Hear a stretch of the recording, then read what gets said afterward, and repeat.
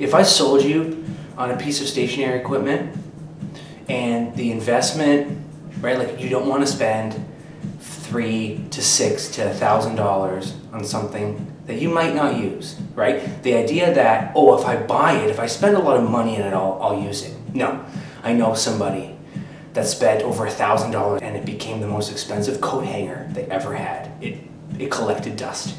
Look at this machine. This machine has no dust on it. Why? Because I use it. You can probably pick up one of these tiny little Gazelles for $50 to $100 on Kijiji.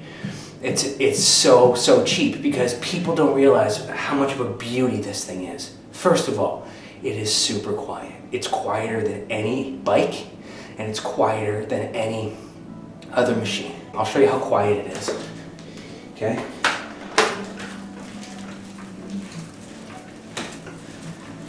It doesn't even squeak. It's fantastic. Now, there's no resistance on this thing.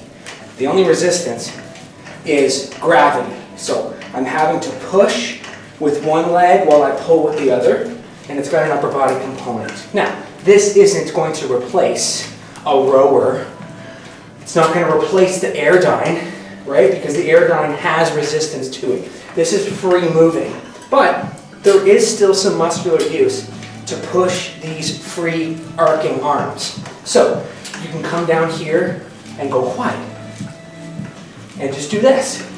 And you're getting a good range of motion. You can focus more on pushing. You can focus more on pulling. The downsides are this isn't a natural motion. I get it. This isn't walking. But this is terrific for a super light day because there's no pounding. It's a nice deep range of motion. And as long as I keep my knees softly bent, right? Like you don't want to have your knees straight like this, walk like Frankenstein. You're going to destroy yourself. But be in a soft kneed position, and you're going to get some really good work on this. Do you know what you do on a low intensity day? You kind of just plod around like this, and the muscles hardly go through a range of motion. A machine like this, you can go on an easy day and really get some awesome range of motion. See? It's fantastic. Now, this is just using the machine the way that they want you to use it. You know me, I like to experiment and go off-label. Here's the off-label use of this machine. Because it has free arcing arms, I want to use that to my advantage. So I use it for rear foot elevated split squats. See? Because my foot can go back into space.